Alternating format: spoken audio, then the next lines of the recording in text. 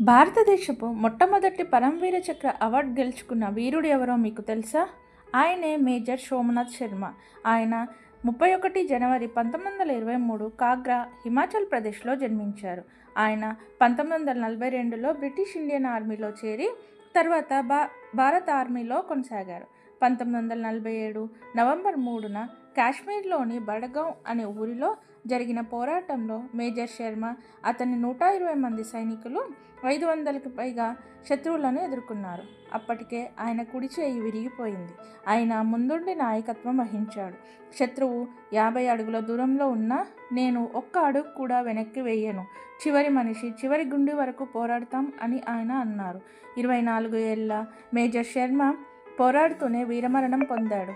ప్రతి సంవత్సరం నవంబర్ 3న భారత ప్రభుత్వం ఆయన త్యాగాన్ని గౌరవంగా గుర్తిస్తుంది. ఆయనకు భారత ప్రభుత్వం పరమవీర చక్ర అవార్డు ఇచ్చి గౌరవించింది. పరమవీర చక్ర అవార్డు గెలుచుకున్న మొదటి భారత సైనికుడు సోమనాథ్ శర్మ గారు.